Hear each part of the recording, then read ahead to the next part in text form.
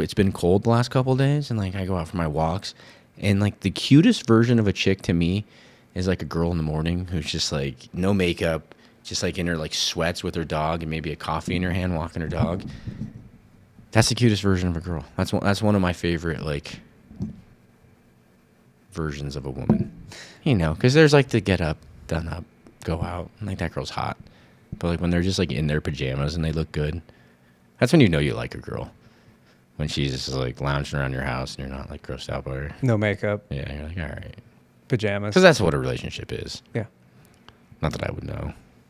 I may never know again. You just got out of a relationship like a month ago. It was like a situationship. Yeah, whatever. I don't think there are relationships in this country anymore. I think everything is a situationship at this point. No. Although there's like a bridal boutique on Larimer. I walk by it and there's always just some like girls in there just like all happy because they're getting married.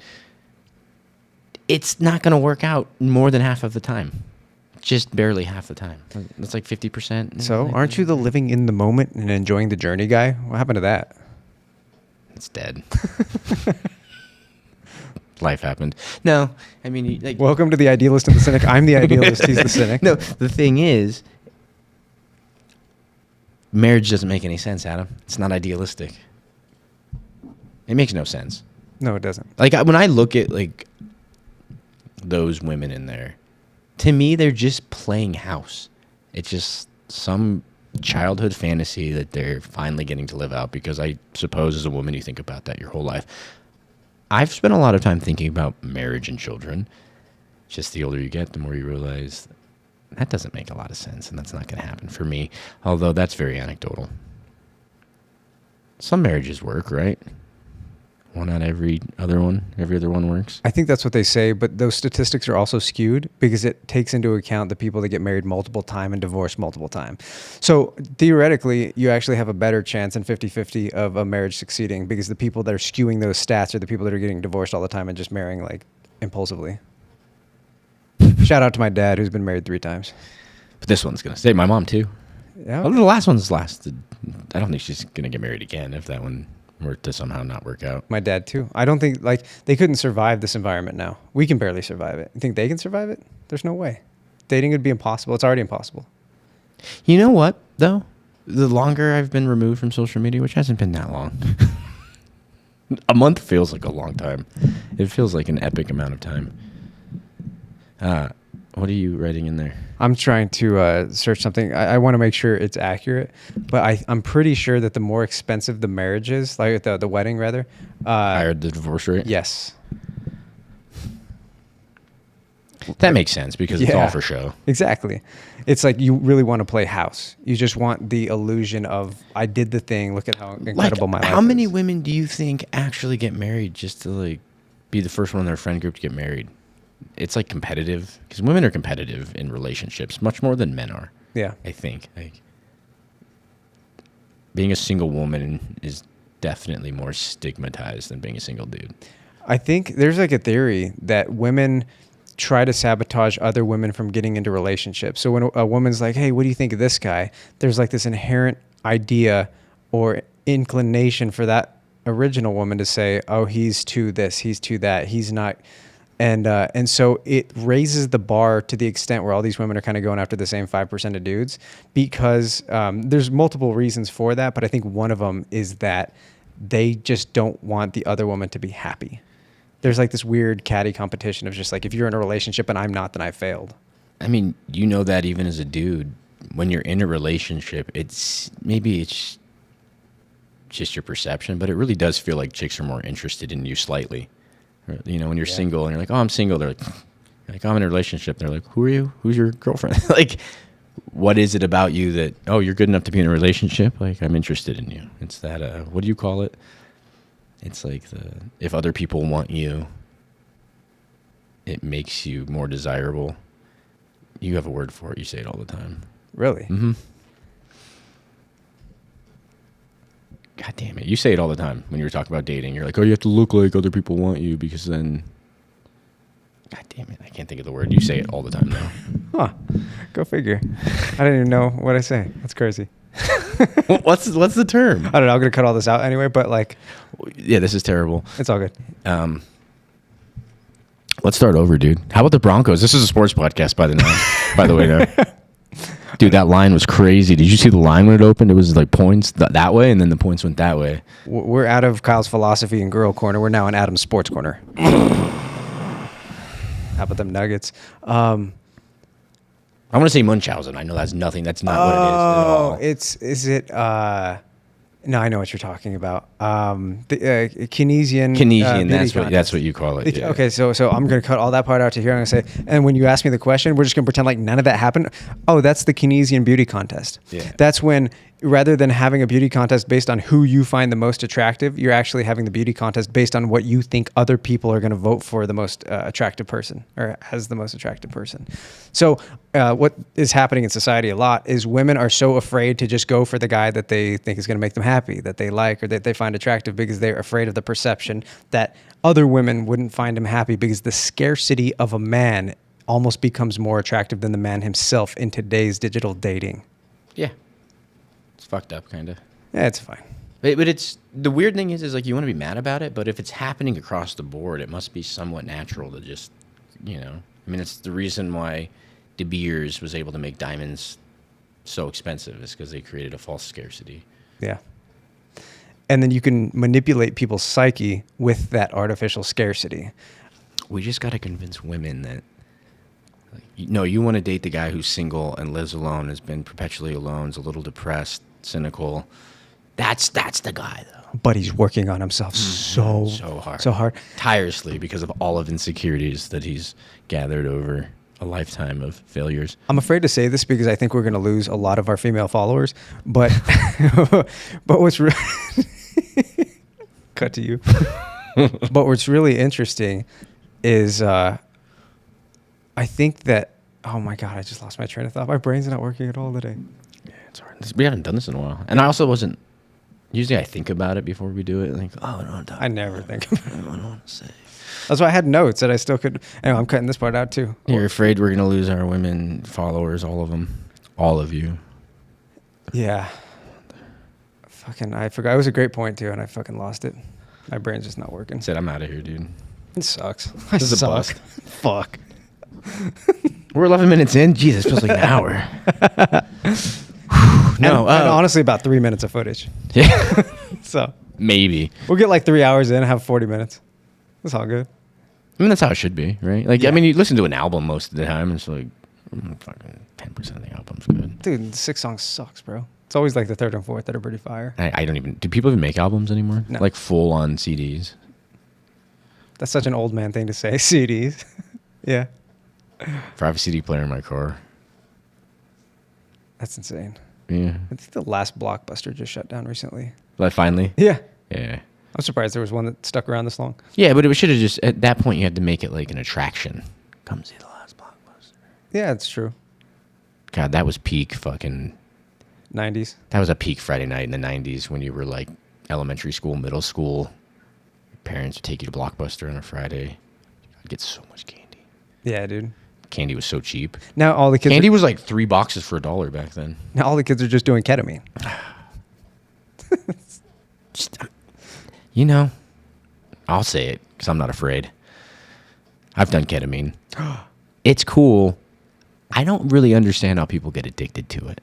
And that's coming from somebody that has a pretty addictive personality. I feel like you started to get a little lost in that sauce. I mean, but not at all, really. Like people that get addicted to it are doing like ton. I would do like a little bump more frequently than once a month. It's just dissociation. Also, Actually, let's do some. That might make this podcast good. I remember Like, maybe that's why we like to do it on psychedelics. It was because it was just like natural, and we didn't like, we weren't self-conscious. We weren't thinking about thinking. We were just going. We were just in the moment. Do a lot of ketamine. That's what like British people call it. That's pisses me off. Thank you. They spell color with a U. I remember what I was going to say about women though. All right, what is it? It's interesting because like if you go online as a man, if you're struggling, you know what the discourse is? Improve yourself, eat better, exercise, run, get sleep, treat people well, like all this other stuff in order to improve yourself. You know what women's algorithms tell them? What? You're perfect just the way you are.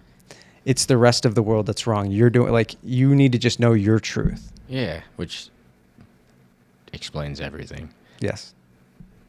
And so I don't know if there's always been this like push for accountability on the part of women, but I think there was an element of it when they were progressing in their careers. It was like, you go girl, like work harder and you're going to get there. And now that they've elevated themselves in their careers relative to men, now it's like, you're good. Now you can get like the Adonis 6'6" dude that makes $500K a year. Like, don't even worry about it. Don't improve yourself. You're the woman. And I think that's just leading a lot of women to being so selective that they never get out of any situationships. It's hard when you look at relationships as somebody who has like expectations for yourself and your life, and you hold yourself to a high standard, because it's like you want that ideal partner. You want that person that like checks 9 out of 10 boxes. And then you realize you can't have that. That doesn't really exist. And that's hard, because it does exist, I guess. The perfect partner doesn't probably exist. I suppose the perfect relationship maybe does. I don't know. Perfect is such a problem. And it's a moving target, right? So even if you met someone that was absolutely perfect for you in this moment right now, a year from now, they're going to be different. You're going to be different. I think after this last little, I think that was probably the quintessential definition of a situationship. Like, yeah, you met each other's friends a little bit here and there, but like I don't know what was with that. It was an interesting little relationship that I had just recently. It was such a situationship. I never even met her. You didn't, did you? Nope. Yeah. I didn't think I would. I kind of thought they would fizzle out before. Yeah, honestly, like, we just weren't compatible. Like, we didn't have enough common interests. We didn't have enough,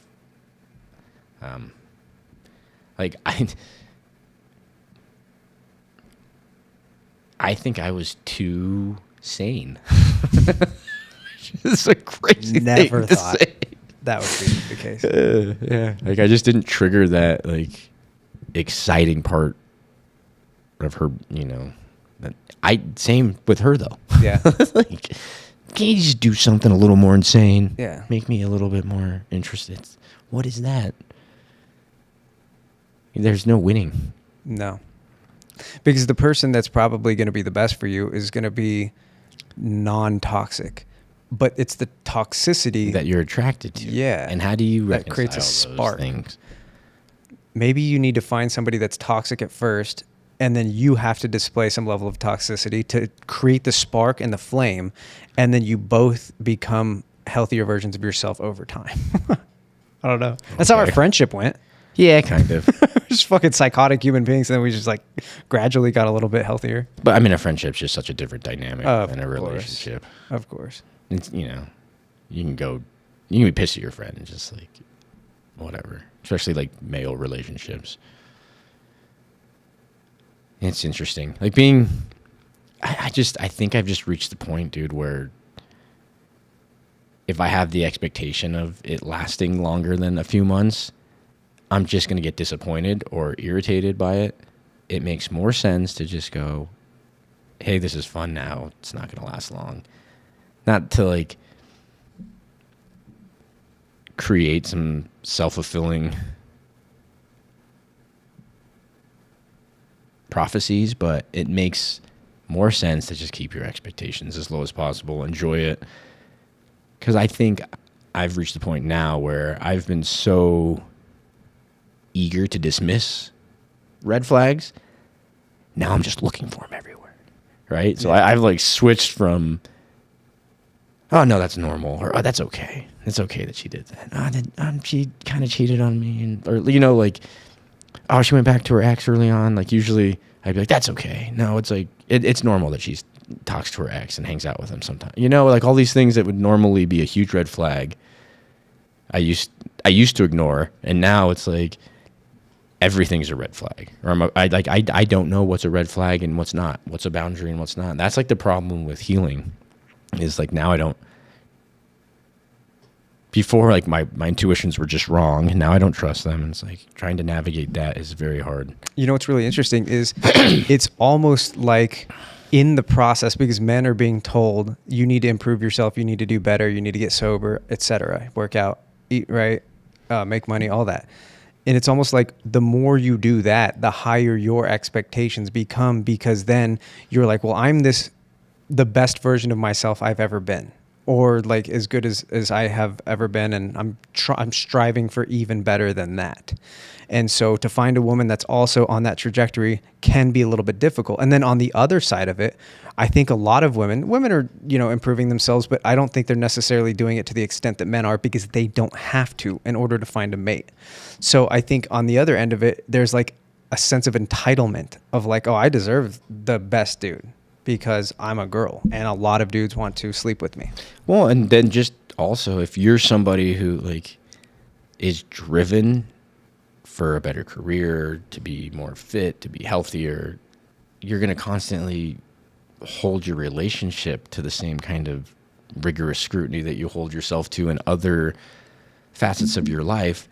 And then when your partner seems like they're not reaching that standard, you're going to leave them. And then also like a girl that you want to date, sometimes you want those qualities in, right? I don't want to date a girl who's lazy. I don't want to date a girl who doesn't have ambitions.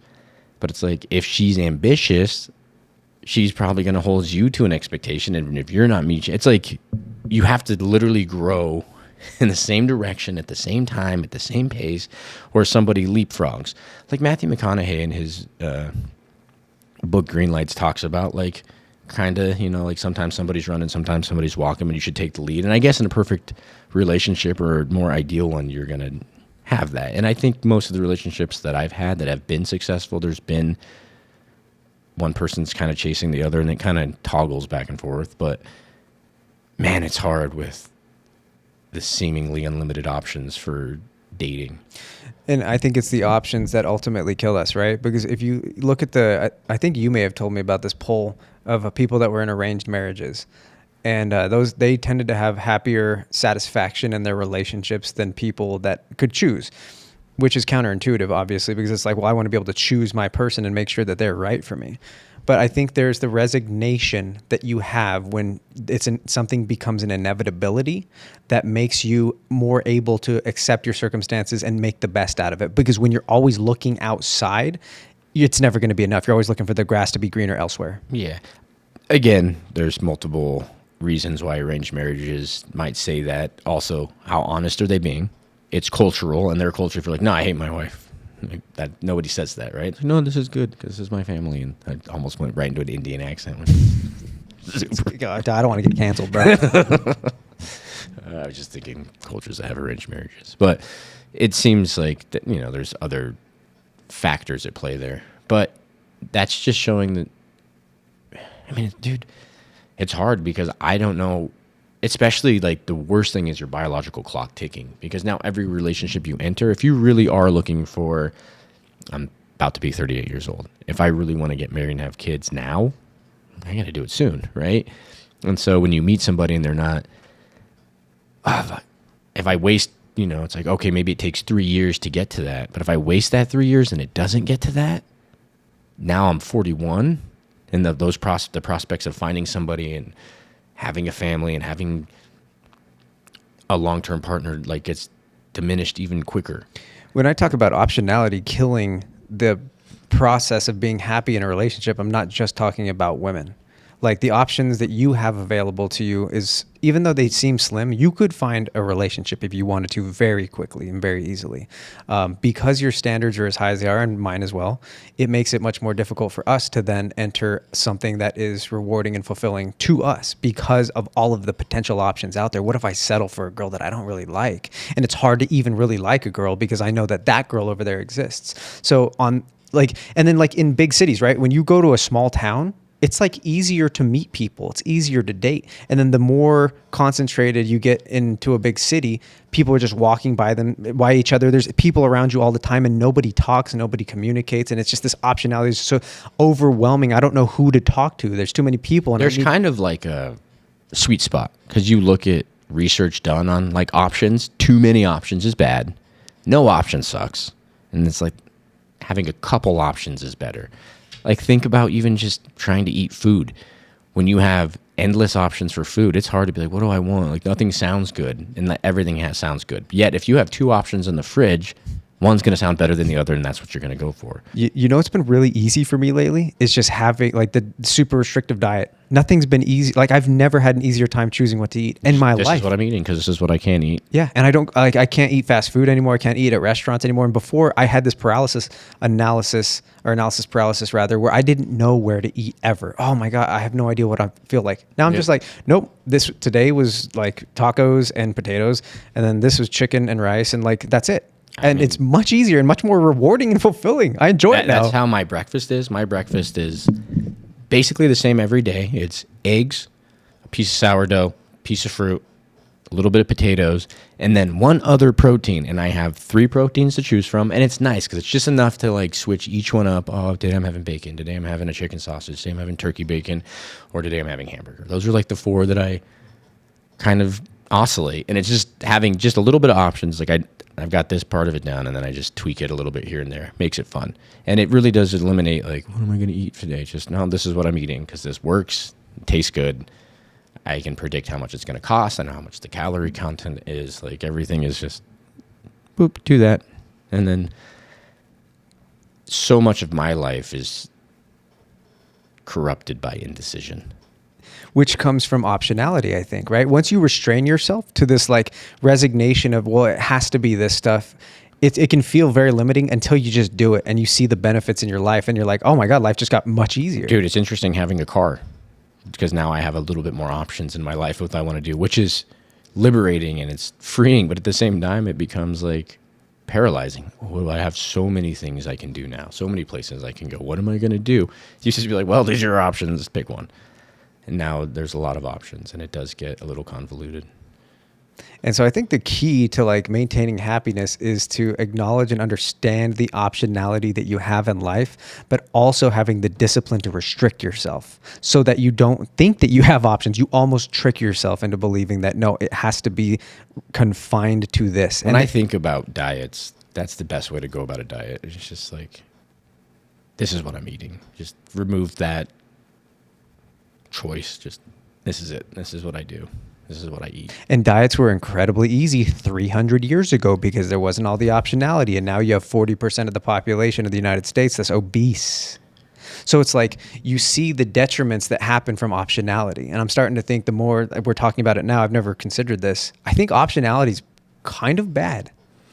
I think there's just a sweet spot. Because when you have no options, it's stressful and it's frustrating. But a few options is good. Because back in the day when you had to pick a wife, you had like 3 viable options. Like, how many do you have now? Like, I feel if I was a little more extroverted and that's really what I wanted to spend my energy doing, I could meet a girl every day. If you really wanted to. Especially if you use an online dating app. You could meet a girl every day. How connected you're going to be with her, how in line you're going to be with her is another thing. But you could... I mean, if that was just the goal to go on a date every day, I think I could accomplish that for probably 3 months. If that was just, okay, go on a date every single day, I'm going to go on a date. You could probably do it if you had no standards. 100%. Just, okay. Women could do it, no problem. Some women do that. They do that, yeah. They do that. Do. I said do. Fuck. That's got. I mean, how many attractive women do we know who can't find a man? And you're like, what? And it's because of like, if you're not very confident in your decision making all the time, like how do you know that this is the right guy when there's 30 other barking up your tree at all times? Yeah. Well, maybe it's that guy. I mean, indecision, I struggle with it. Even just like when I want to work out, I'm like, well, what kind of workout do I want to do? Do I want to go to the gym? Do I want to do some calisthenics at home? Do I just want to do cardio?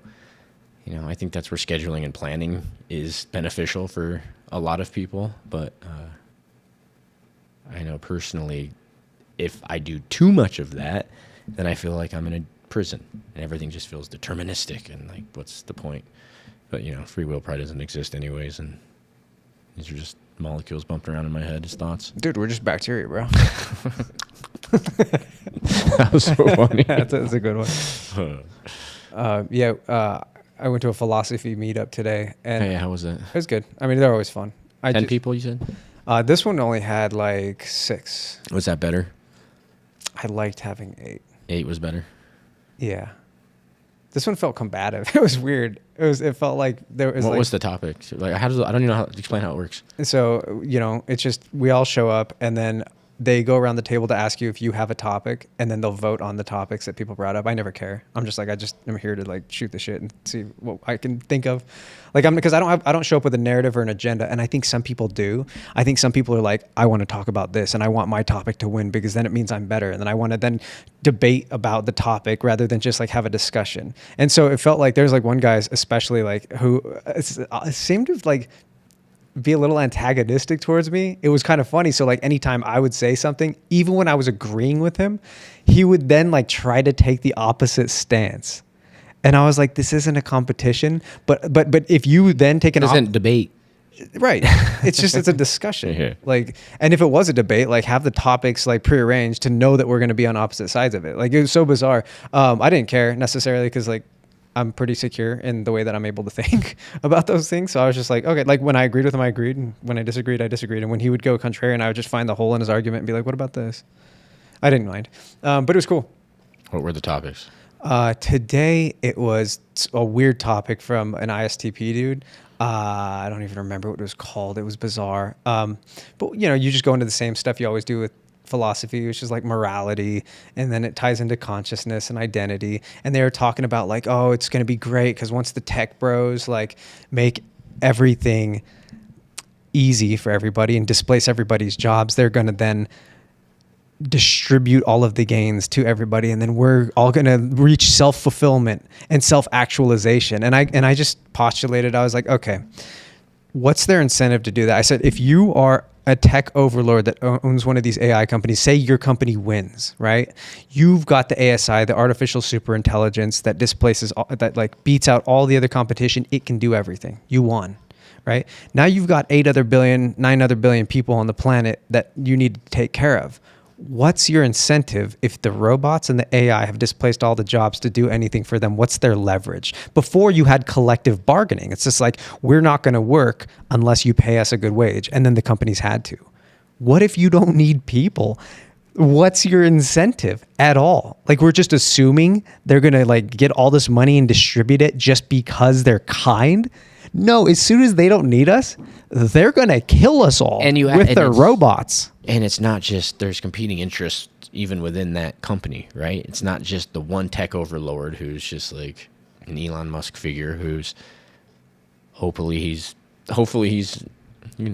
has a good moral compass and he's ethical and he has empathy and cares about people. But what about the shareholders? What do they want?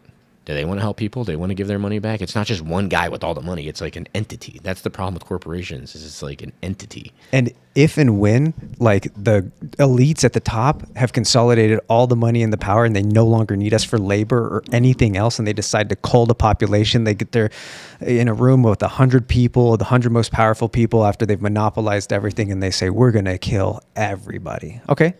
Then they kill everybody, right? And then it's just 100 people that can go to national parks without them being super crowded or whatever. They can go to Elitch Gardens and the robots fix it all up and they just ride roller coasters without any lines. Super sick, right? But then once it's just 100, now they're all vying to see who's going to be the top dog amongst that. It doesn't stop with humans. There's always this I competition. don't think it stops with biological life.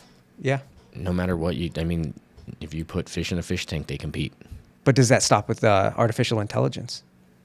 No. Probably not. Why Especially like I mean that's I guess that's the fun thought experiment there is, are they going to once death is off the table, once it seems like something can go on forever, then the whole game changes. Yeah. Right? And that's what makes AI so interesting. Because it seems like we're on the verge of possibly eliminating death. Yeah.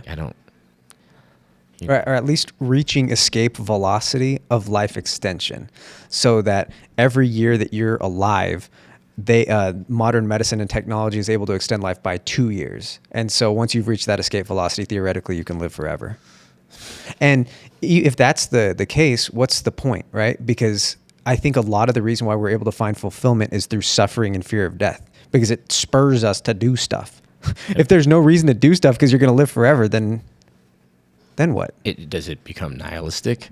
Just, I don't want to exist? Or is it like we've talked about before? Is that what this is? Is that the cycle of the universe? Is you go from surviving and anguish and pain and suffering and evolutionary Darwinism type motives that drive everything, and then you beat that, and then it's probably fun for a while. You're just on a Groundhog Day of just doing whatever you want. Then all of a sudden it becomes pointless and meaningless, and there is no purpose, and you don't have to search for it anymore because it just changes constantly. Then do you create simulations to go into to experience that again?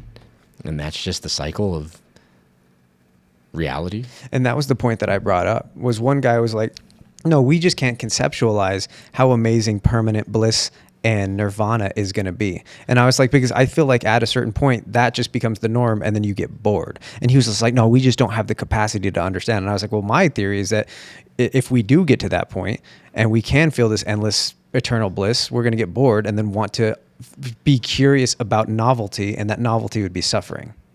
Exactly. Suffering does become novelty if the status quo is just bliss, nirvana. Because to me, heaven and hell don't seem that different when you extrapolate through infinity. It's like you're going to get used to the suffering, and you're going to wish that you weren't suffering, or you're going to get used to the just pure bliss all the time, and you're going to want to maybe feel something, some sort of pain.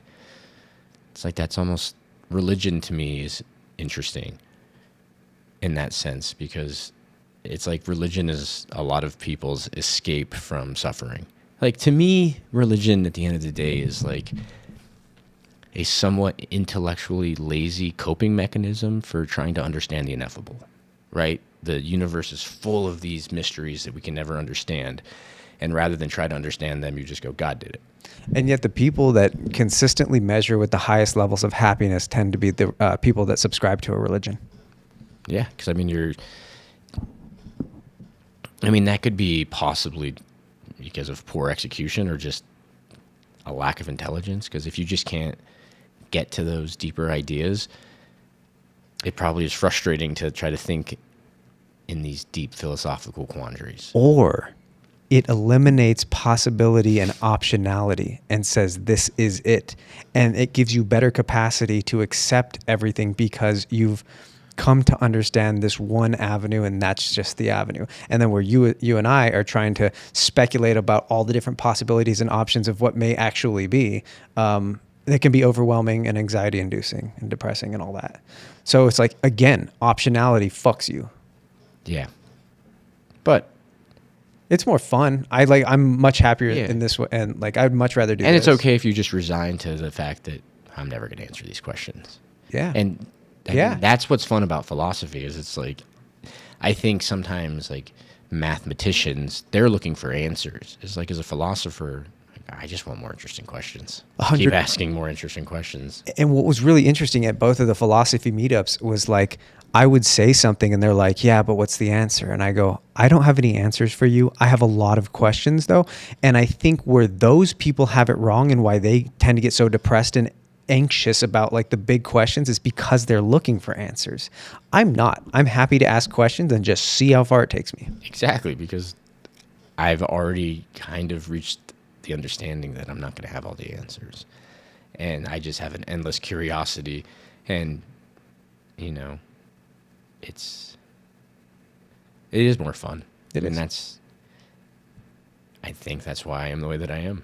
Like, I enjoy the ride. I enjoy the questions. The answers are fun when you get them, but like, how many finite answers are there to anything? There's none. Yeah. Like, there really just isn't. 2 + 2 = 4. Okay, but why? And then you have to go down that rabbit hole forever. And so I think it's fine to have endless optionality And I think you can be content in that as long as you understand the context and you have an acceptance That's of that. like in my dating life, that's sort of where I've aimed to be. It's just like, dude, you're not gonna find the ideal partner. You're not, even if you do find a wife and have kids, because I think no matter what, there's a part of me that wants to have children. And if that doesn't happen, I'm not gonna be like, oh, my life was a failure. But man, that would be cool. You know, somebody asked me recently, there were some girls at poker, I think all of them were like single moms. And they'd said something, one of the girls, and I'd like took it as a really nice compliment. They're like, they'd all kind of agreed, like, oh, you'd be a good dad. And it's like, I think I would, because I would be so fucking interested in my kids.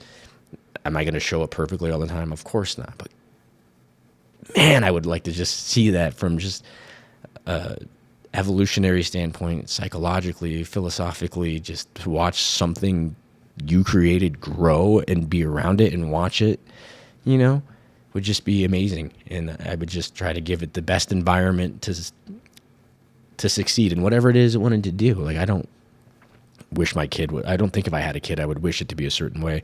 You would obviously have a protective feeling over it, and you wouldn't want it to hurt or suffer unnecessarily. But I think as a parent, you're going to be more successful if you understand he's going to get hurt. You have to let your kids fail. Like parents talk about all the time, like you just let them make the mistakes because they have to learn that way. I mean, how many times did your parents try to learn you a lesson that you hadn't already learned? They're just like, don't do that because this is going to happen. You're like, no, it's not. And then you do it. And you're, oh, okay.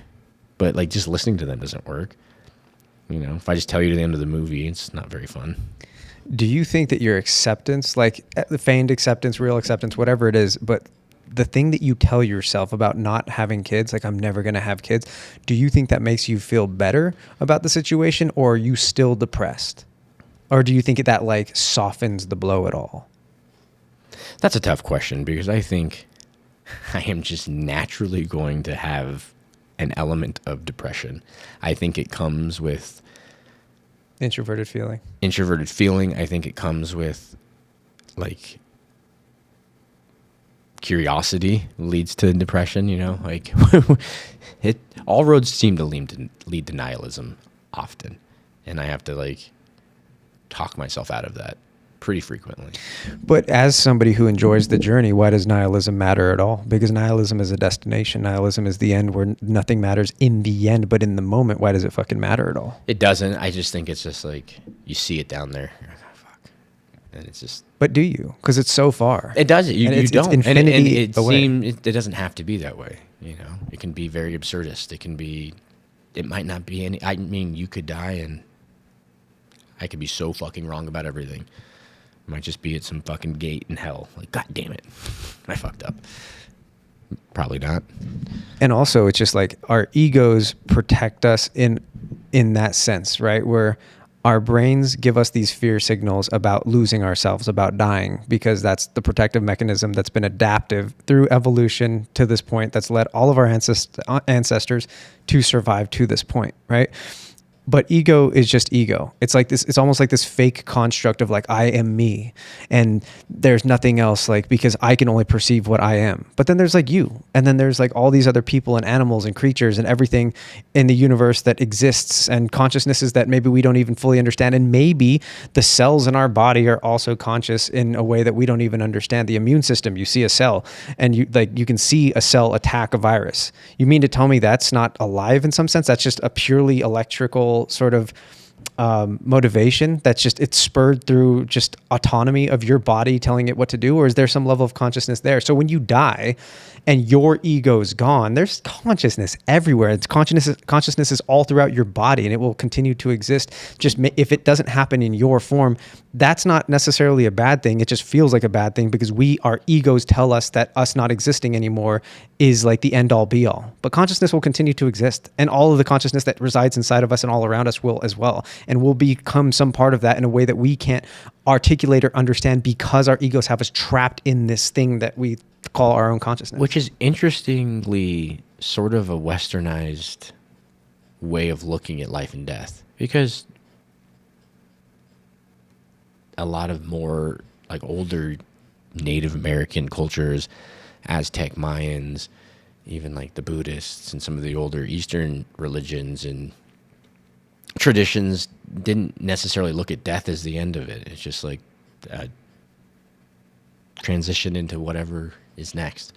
That tends to be where I find some solace, is I think that way. Like, it's going to be, death is what it's like before I was born. Is that good or bad? I don't know. I think that's where psychedelics kind of ultimately lead you. And the funny part about psychedelics is they break apart the default mode network that's in your brain that gives you that ego. So as soon as you're able to dissolve your ego, the more you're able to dissolve it, the more you're able to realize that you're not as consequential as you feel you are because of the bias of being in you. As soon as you're able to remove that, you're like, it's okay. Everything's okay. Consciousness will continue. The universe will continue. The sun will come up the next day, etc. And I'm not that important, even though I feel like it, because I need that feeling in order to survive. Or does it come up after you're gone? If you subscribe to Abrahamic religion, yeah, it does. Which to me doesn't make a lot of sense, that your soul, as like its ego, would continue on afterwards. It's just like, I'm still Adam, but was I Adam? Obviously not Adam, but like me, was I that before I was born and I'm that afterwards? Like, to me, that doesn't make any sense. And then and then what? And then I'm just like in heaven or hell for eternity after that. But was I in heaven or hell for eternity before that? It doesn't. None of it makes any sense. It doesn't. God, we just lost our religious subscribers. Fuck. Gosh darn it. Bring back with the gosh darn it. Dag nabbit. It's as somebody who enjoys using like a scientific method to discern reality.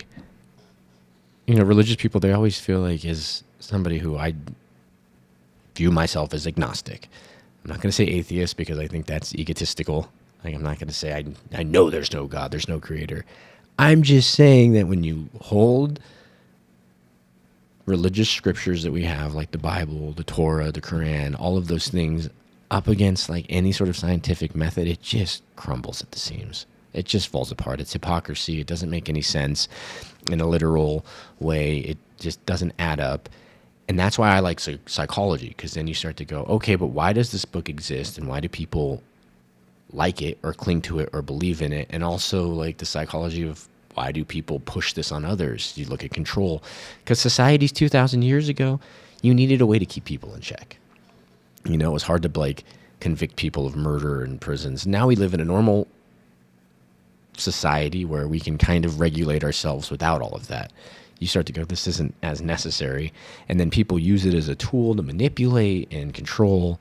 And that's what I don't like about it. Like, I don't care. Like, it doesn't really affect me if you believe that you're going to heaven when you die, unless it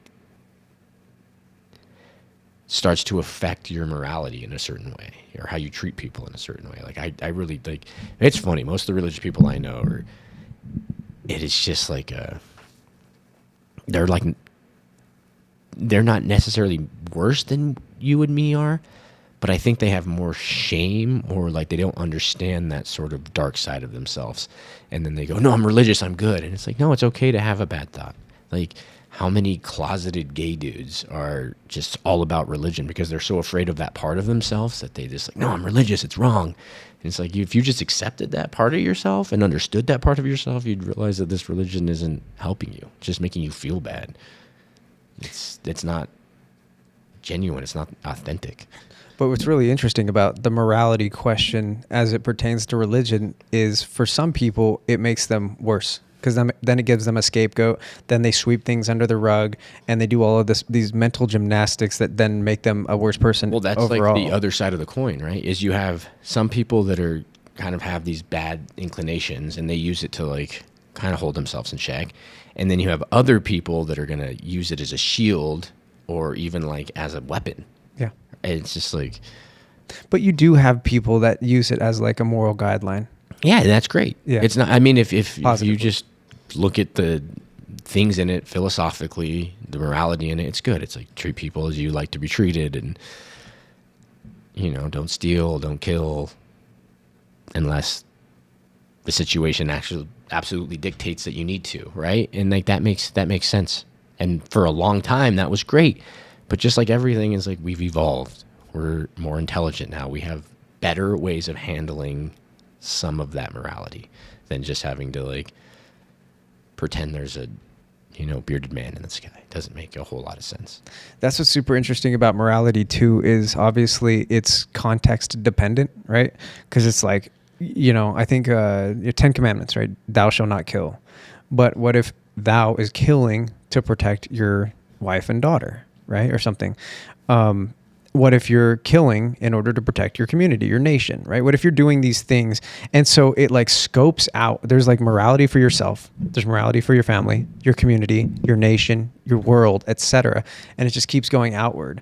And at some point there's like, because it's easy to dictate morality for my family. Anyone that, comes to my family and like tries to break into our house, I'll yada, yada, yada. But it's more difficult once you get outside of your community and it goes to state level, country level, et cetera, because then you have to weigh the pros and cons of all the things you do for hundreds of millions or billions of people. And what is that balance, and who are the people that should be dictating what that, like what's just for that many, for like, it's like an ant colony, right? Each ant has their own duty to fulfill in order to preserve the colony. So they have this weird like hive mind morality that's like, it's probably just autonomous, but who knows? Maybe they just know like, I got to go sacrifice myself now because I'm infected by a fungus and I don't want to infect the colony. Maybe there's some kind of morality, probably not. But at a certain point, like you have to like almost have a hive mind and be able to like telepathically understand where everybody else is to know how much you need to sacrifice and how much you can take.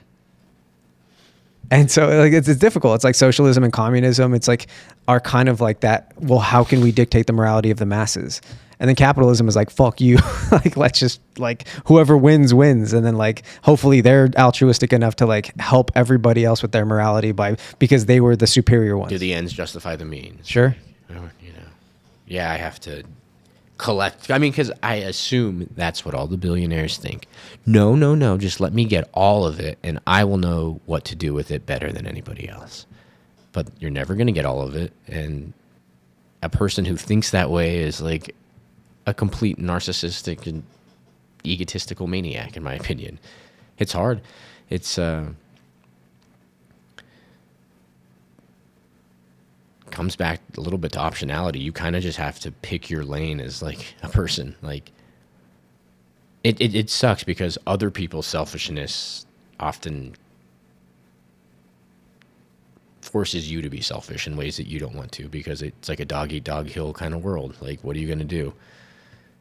Everybody else is gunning for themselves. Like, and if I don't, I'm weak now. I'm a target. I'm a mark. I put myself in a situation, because empathy is problematic sometimes. Like people will use it against you. And that's like, you really have to, like that's to me the most interesting and kind of the hardest part about being empathetic is learning when to be empathetic and when not to. It's the same as like being strong or being violent. Like you need that inside you too. And it's all about learning discernment and navigating that shit, because it's difficult. Like, when should I be selfish and when should I give? When should I take and when should I share? And that's where stoicism gets a little bit murky, right? Because it's like you can only control what you can control, but also you should be able to discern what you can control. So it's not just about like controlling your emotions in every situation and scenario, but also understanding when you do need to do something, when you do need to make a sacrifice, help somebody suffer, give, take. So it's not just a matter of I'm just going to resign myself to whatever happens to me and then just be okay with that. It's like, where can I implement change? Because that is stoicism, right? For sure. If you do it too much, it's like, why do anything? You could just sit in a field until you die, and as long as you feel happy about it, you've won, you've succeeded. Yes, I'm starving to death, but I control how I feel about the starving to death and not drinking water. Yeah, I mean, it's confusing. Yeah, so like stoicism is a great way to live, but also there should be some level of striving for more and helping. And yeah, that's why I like being curious, and that's when options are cool, because like you can implement stoicism and the gratitude, but then you can also look at human evolution and understanding yourself. And I do want more than this. I desire more. And yeah, you can go to like the Stoics and the Buddhists, and well, desire is the root of your suffering. You eliminate desire, you eliminate suffering. And it's like, but is the goal of life to just not suffer at all? Like, I think suffering is okay. I think it's warranted. I think in a lot of ways, it's good to suffer. Like, you have to suffer to, like, we were just talking about it. I haven't had a car for a year because of poor choices.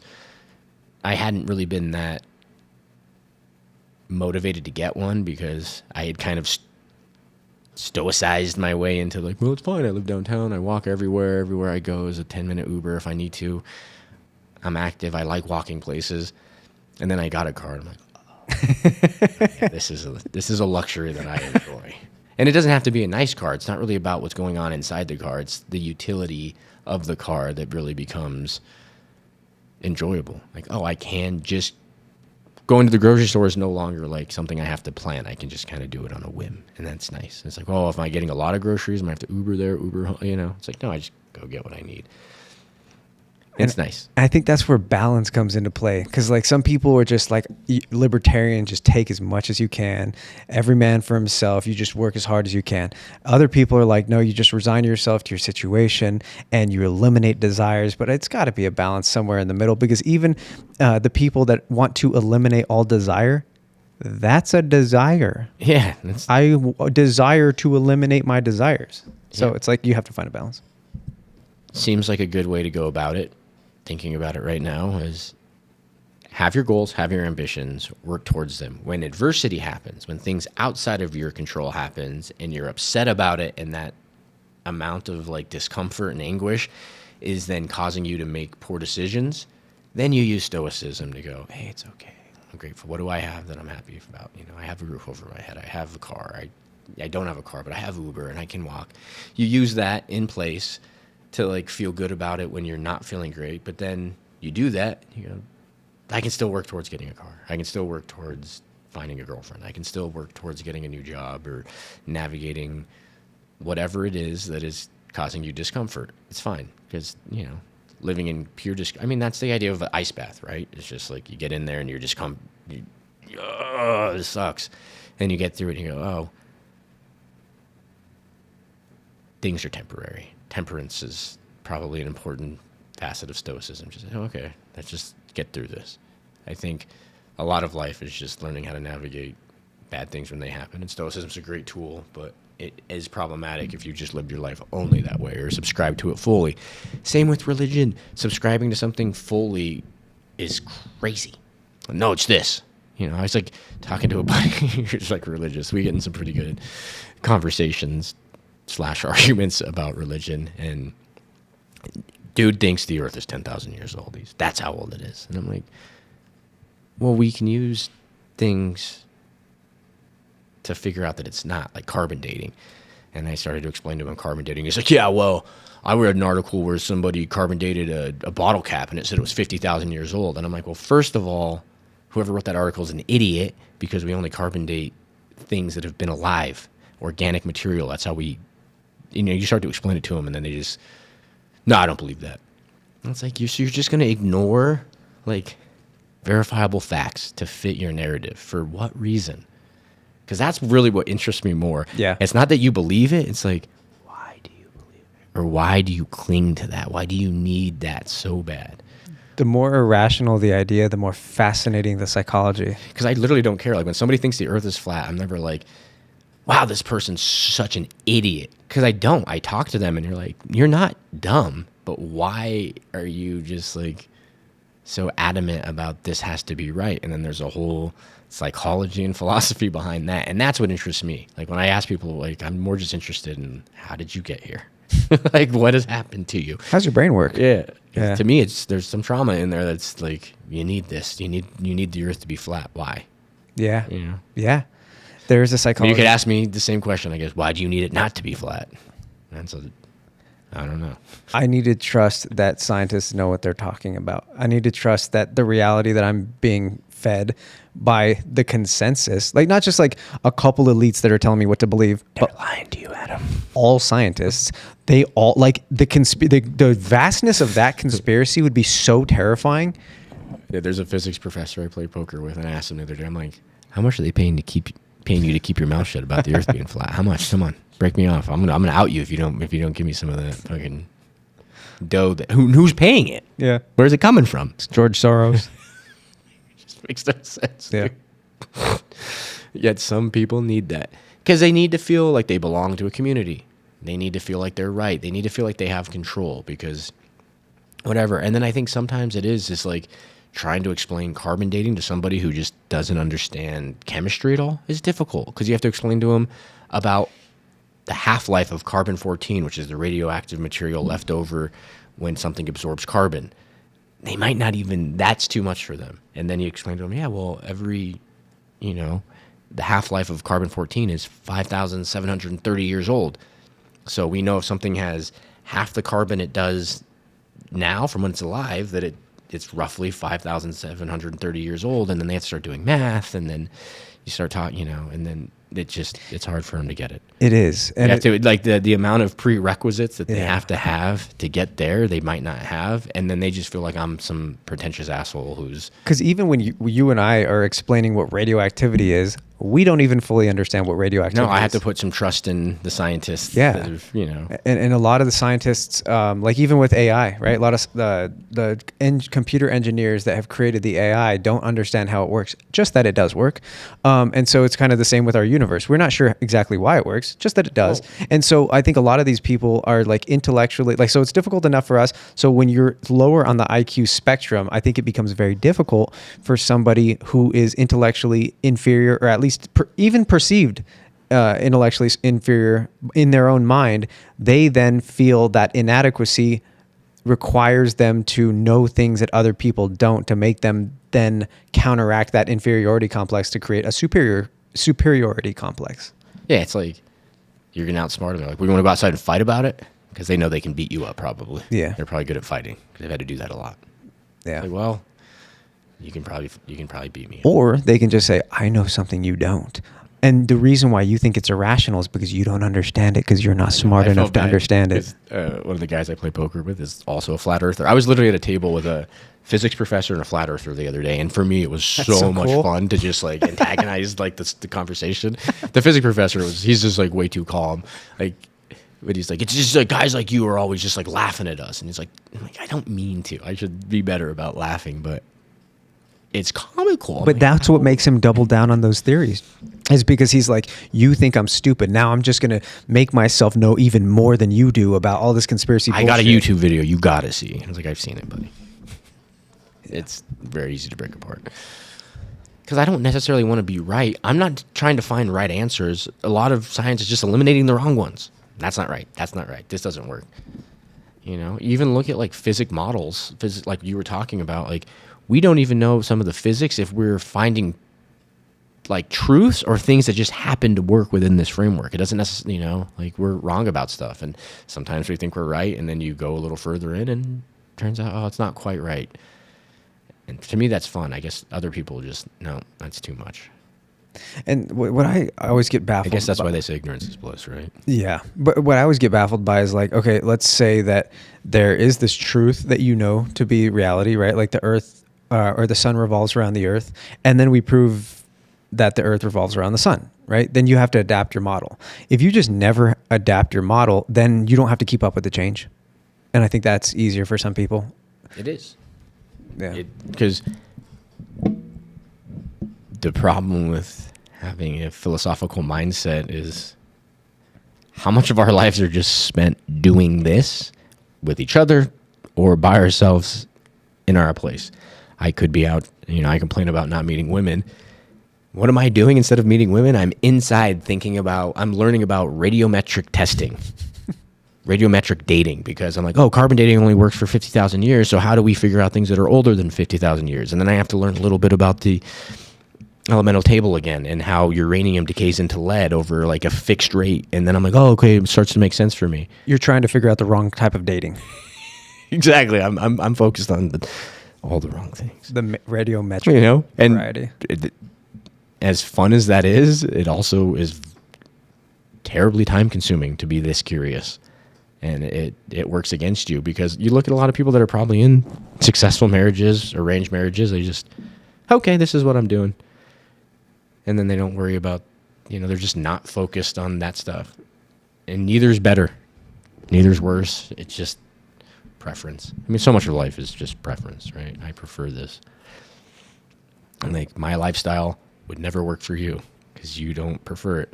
I look at your lifestyle, I'm like, that's not what I prefer. Like, and I've dabbled in it. I tell people at work, I'm like, yeah, my buddy is very different than I am, and my best friend. And he'll ask me, he says, so you just go into an office with 4 walls and you stare at a screen all day? And I go, yeah. He goes, I don't know how you do it. And they're just, and they all get it because they do it, right? But yeah. But they've met people like you as well. Like half the population's like you, half the population's like me in that regard. Sitting still, looking at a screen, and then like, no, I want to do more with my life. But we've structured our society to reward the people that can sit still and look at screens all day. Financially. Yeah. Reward them financially. Not necessarily spiritually, not. Well, of course not. But also, like when you lack the financial resources in this society that we've created, it makes life more difficult. And study after study shows that financial insecurity makes things very difficult. Extreme. Oh shit, Denver police active threat in the area, 2495 South Vine Street. Shelter in place, stay away from windows and doors until further notice. The situation may cause a safety risk. I've never seen this before. How far is South Vine's quite a far. That's way out there. I don't know why the fuck we're getting this. What? I've never seen that before. That's weird. Is there a maniac driving around in a Hummer, like just blasting people? That had to have been what happened, right? There's like some crazy lunatic just in a car doing a drive-by. I've never seen that. Stay away from windows? That's crazy, dude. Well, if that's just how I go. Just like the stray Mid-podcast. bullet on the podcast. That'd be insane. I'd get so many views. I'd be able to quit my job if I posted that on YouTube. I hope that happens to me for you. I appreciate that. Fuck. That was a weird one. That was very bizarre. I was just like, what kid is missing? Oh. The stream of consciousness felt good until then, and it just like abruptly got just destroyed, dude. That sucked. By reality? Yeah. We're just like in the clouds with our ideas and theories, and it's just like, by the way, you might die soon. Also, you live in a huge city where crazy shit happens. Yeah. There's a violent maniac on the loose. And to get back on track, I kind of remember what you're talking about is, yeah, money makes it easier to be, I mean, pretty much every study shows that if you have money, you're going to be happier. Yeah. And I think about times of despair in my life, and it's usually the saddest is like a relationship ending. That's the saddest I can think in my life that I've been, because it's, just losing somebody, whether it's, a dog, a partner in a relationship, a family member, a friend that dies, whatever. Like that's sad. Like it's sad when something doesn't exist anymore. Relationships are weird when they end because it's like the person still is there. Yeah. But your relationship to them doesn't exist anymore. You have to grieve them as if they've died. Yet they're alive. Yeah. And that's what makes it hard because that's what makes accepting so hard, because when they're dead and gone, eventually you should be able to go, this is the reality of the situation. But for somebody who's curious and has trouble letting go, it's like knowing they're out there just banging out somebody. Yeah, which adds and pain, loving somebody. or like I can get him back. Or, no, I can. I mean, that's how stalkers come to be, right? It's because like, in order to accept something, you have to actually accept it. But as long as there's that bargaining aspect of the stages of grief that happens, where it's just like, well, maybe I could do this, then you're not going to be able to get to accept it and feel better. How often do you think about an old relationship that it's never going to happen again, and there's still that little bit, but like, what if it did? Or what if she did come back into my life? Would it be different, or did because it also adds to the regret. Like, did I make a poor choice by like ending it? Should I have fought harder for it? Should I, indecision, and it's relationships are crazy, dude. Yeah. They're crazy. Relationships with humans are crazy. Like I have come to this conclusion that the purpose of life, the meaning of life, the point of it all is just to foster relationships and like love. It's corny as that sounds. Just like being around people, helping people, and like I don't do it as much as I should, but I think that's the most rewarding aspect of it, because if it's just selfish, then it's just you and the universe. Who gives a fuck? I think the purpose of life is to find your purpose and to share it with other people. There you go. Because if that's your purpose, great. And then you share that with other people. Because I think But the other people, helping people find their purpose is rewarding. And by sharing your purpose, it gives them like, oh, maybe that's something that I would like, or an iteration of something that I like, or I want to expand upon that. I agree. And I think that also plays into relationships, though, because you're sharing it with other people, forming relationships and spreading love and spreading joy and cheer and I mean, how fun, like connection. new relationships are so fun when you get to show somebody, oh, I like this movie. I like this food. I like this restaurant. I like to cook this. This is something I do. I like to fuck this way. I like to sleep this way. I like to do things, it's just like sharing, it's very fun. Yeah, but that's also novelty, because then it's like after you get to know the person, then it's just like, also I fart this way and you pick your boogers and I don't like the way you snore and et cetera, et cetera. It's like, it's very idealistic and romantic to think of like the dopamine that you get from those things, but there's also like a deeper connection, I think, that we sometimes discount. Yeah, I mean, it's hard to get to that deep connection. I think of all my, I feel like there's not maybe one that I've been really, really really deeply connected with. Tessa. Yeah, dude. There's zero connection there. Yeah. All I know is I don't like that person. Yeah. She's pretty lame. Yeah, most of them are lame. I'm not going to lie to you. I'm curious about that. It's been like, I'm like trying to fucking ignore that, but the fact that something happened roughly 45 blocks away and we're being warned about it is crazy. I wonder if the system's broken. Like, I wonder if it's actually usually pretty zeroed in, but like somehow the towers are like misaligned or something like that. So where it's, I think probably it's just safer to cast a wide net than a small one. I would think that I would see that more frequently then. I've never seen that. Never. Unless this is like a trial run and they're just now starting it and we're just going to get that like in the middle of the night now. I think it has something to do with like these just some Broncos fans are going crazy or something. Just drunk, a fight. Bills fine. Yeah. I don't know. Weird. Yeah, it probably does have to do with liquor that people were drinking and watching the game. Liquor is the one that usually fucking precipitates violence. Yeah. Dude, I saw it wasn't a study that showed just like alcohol and liquor companies are just struggling right now because Gen Z is just not drinking, bro. And it's not like, I would think it would start to pick back up, especially because there's so much financial hardship with Gen Z where they're struggling to find jobs and get out of student loan debt, and they're just not. It's impressive. It's cool. And I think a part of that too, though, is smartphones, right? We're living in this unprecedented state of time where you can just record anybody doing anything. And Kyle, do you know, I would never have had a job past the age of 30 if you could have recorded the shit that I did in my like late teens and early 20s. I'd be canceled everywhere, bro. Yeah. Also, would you have been as eager to do those things if you knew that there were consequences and everybody had their phone? Like, I mean, a lot of the shit we did, I was like, we're just going to get away with it. Nobody was. I've been reading, I told you my screen, I deleted all social media except for like Facebook is the weird one that I will get on because it's so bad. It's like watching a train wreck, dude. It's like, oh man, how bad is society? But my screen time's down to like under 2 hours a day on average, which is crazy because there was days where it was like 16 hours many times in my life, 12. I bet my average before I did all this was probably over 10 hours a day. Yeah.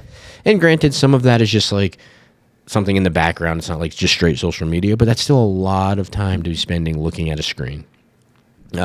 However, one of the adjustments I've made is I read a book in the bathroom now. And I'm reading this, it's not a book that Hunter S. Thompson wrote, but it's a book, a collection of people telling stories about him. And like some of the shit they did, like they would just go around like blasting mailboxes and shooting guns off and robbing liquor stores and just doing like this crazy shit.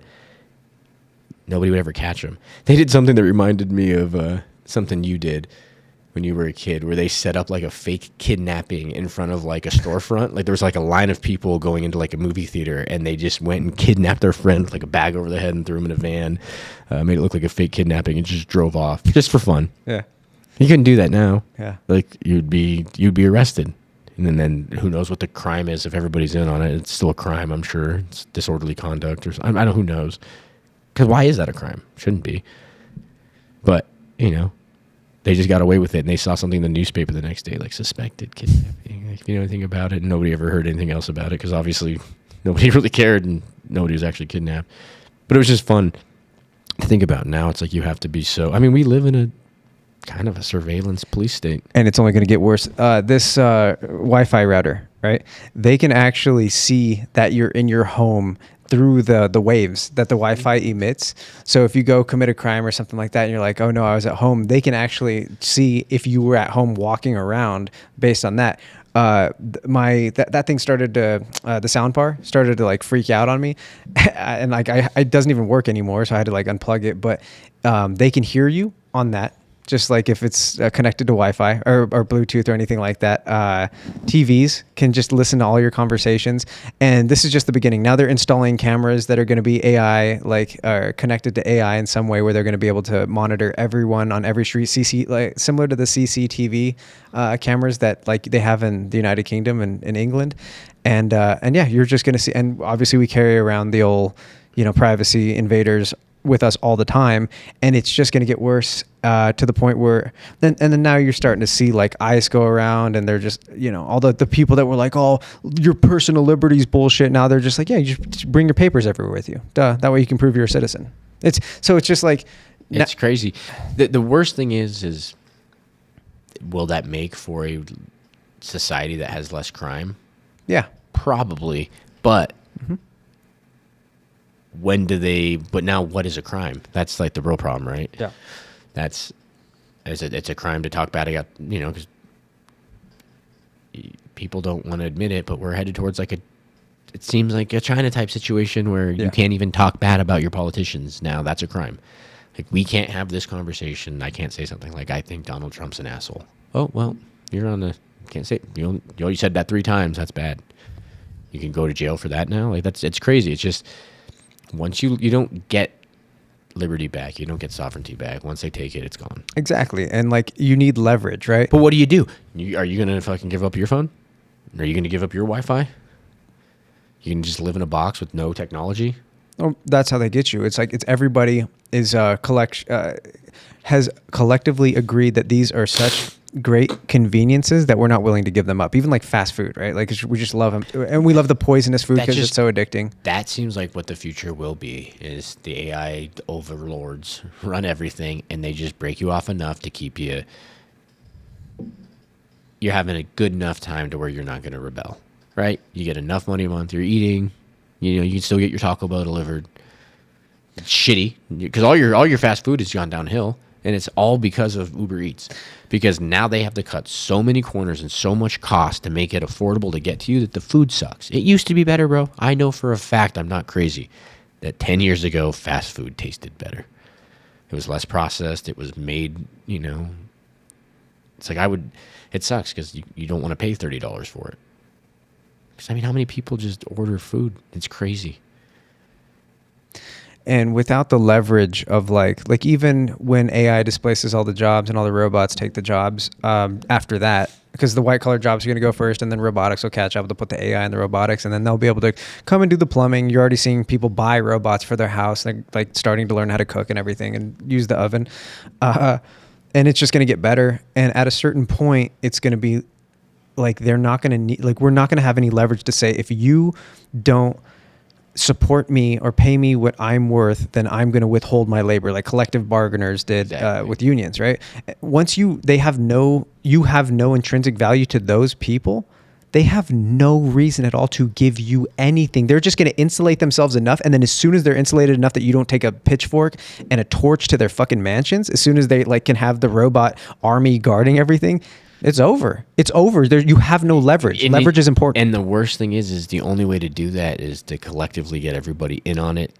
Like, you basically have to get everybody to cancel their iPhone subscription. Like, get rid of your iPhone, get rid of your Amazon Prime, your Netflix. Just everybody just cancel it for a month. It would just send everything into fun. But no one's ever going to do that, right? It's hard to get like 5 people to do a thing, let alone a million or 10. Yeah, it's just I don't. maybe you'll see some sort of renaissance happen where things go back to like a little more analog or something, but I don't. It's just maybe people will crave that, but it's like me and you crave it because we know what it was like. We grew up in a time before it, so we can sort of understand. If you're a kid that was born in 2010, you're 15, 16 right now, you don't know anything but that. Like, you don't even know what it was like to go to a live theater show. You know, like, yeah, plays still exist, but nobody, you know, that's a novelty. That's something for older people. It's like they just don't even know. And who's to say it was even better anyways? It's like, it's easy to say the grass is greener all the time, but it's They shut down the Discovery Zone. It's crazy, dude. Like, this shit doesn't exist anymore, and so now they're just introducing all this shit, and then eventually we're gonna have Neuralink, right? And I think, in my mind, my initial instinct is I will never get that. I will never put something that's controlled by another person in my head. I will never, unless it's like requirement for my survival. But once other people have it and they're just communicating in French and like knowing everything and just being super intelligent, I feel like a fucking Neanderthal. What's the word? There's a word for the people that like reject technology. But once I start to feel less than and inadequate because everybody else knows everything, I'm going to feel pressured to then get the Neuralink or the computer brain interface. So what do I like? You have to keep up with it, or you're just going to be, what is the word? There's a word for it. You're just going to be left behind, effectively. Yep. So what do you do? Like, you have to assimilate unless you just like want to go and like. Are you going to see breakaway societies? Are you going to go back to like? I mean, you see people try and it just doesn't work. People try to go to like, you could do it with a really small family. You could you could buy land, buy livestock, plant all your own vegetables, and you can survive. I mean, you can do it, right? People have done it for forever. There's tribes in South America that are still Amazon doing it. Yeah. Yeah. But is that better? Yeah. Is it really better? Like, yeah, it probably is a little bit better, but how much better and how much work? Is it easier just to, get your fucking phone drug Mainlined. just sedated? It sucks. Yeah. I feel so less sedated not being on my phone all the time. Like, I'm working out more, I'm cooking more, I'm reading books, I'm playing guitar, I'm like painting walls in my house just for fun, which is odd that that's actually kind of fun when you can't just stare at Instagram all the time. Are you painting now? I got all the stuff. It's Nice. That's the goal for next week. That's Diet's everything, dude. Diet's nice. I mean, it's literally what you're putting into your body. Yeah. It's what's mine's been bad. Fueling your cells and your mitochondria and giving you energy and allowing you to sleep and controlling your emotional regulation. Like, it's everything that like allow your body processes to work. And if you're just poisoning everything and it's affecting your nervous system and your endocrine system and your thyroid and et cetera, like, you're going to feel bad. You're going to feel worse, at least. And I was the heaviest I've been since I got off testosterone. I'm the heaviest I've been today. But I was the heaviest I've been like 2 months ago, and I just keep getting heavier. Not that I necessarily am like hate being a little bit like meatier, but I am just gaining weight because dude, last night I had like pizza and garlic knots. That's all I ate all day. okay. It's delicious. Yeah. Felt like shit today. Ah. I didn't want to do anything. I felt like shit last night. Like, afterwards, it was just like Joe Rogan always talked about that, and I could really care less about Joe Rogan. But when you eat a big thing of pasta or bread, you just feel like shit immediately afterwards. It's not worth the 10 minutes of just pure gluttony. I didn't feel that in Europe. No. Bread is just poison here. There's the food, all of the food in this country is poison. I don't care what you think about RFK. I don't agree with his vaccine stances. I think he can be kind of stupid. But we got to fix this food system, dude. It's just, we're just poisoning everybody. Literally, you can't, because look at what technology has done. Like, people, dude, there are people, I know multiple people who work from home, who do not cook, and order every single thing they eat from their phone. Yeah. Path of least resistance. And all that does is that makes the food companies have to cut corners, so your food sucks. You get worse food because they have to find a way to make it affordable, because they have to pay, because there's a whole economy, an entire sector that exists just for food delivery. That's crazy. Yeah. It's crazy. And again, though, like the more services you provide to people that convenience their lives, the more they're going to give into those services. It's the path of least resistance, which then makes them fatter and more unhealthy and more mentally unwell, etc. And it's like you can dictate the market. Like if you stop paying for Netflix, if everybody collectively just woke up tomorrow and said, we're not doing Amazon Prime anymore, we're not watching the movies, we're not ordering stuff from them, it's never going to happen. It's alluding to a hive mind. But they would have to alter how they operate. Yeah. They would have to find some new way to make money because we're not making money. Nobody wants this, but people do want it. Because it's easy. It's because it's the path of least resistance and people are fucking lazy. And it's hard to do the self-evaluation and the analysis on yourself to determine that in order to be the healthiest that you can be, you cannot take the path of least resistance. You have to find resistance, whether it's weight training or learning or being courageous in the face of anxiety or fear or changing your diet or any number of things. You have to do things that are difficult in order to be the healthiest version of yourself. And some people just aren't willing to do that. If they have that's optionality. If somebody has the option to take the path of least resistance, even if it's going to make them unhealthy and harm them in the long run, they're going to take it. A lot of people are because they have that option. Options are kind of bad, bro. It's crazy.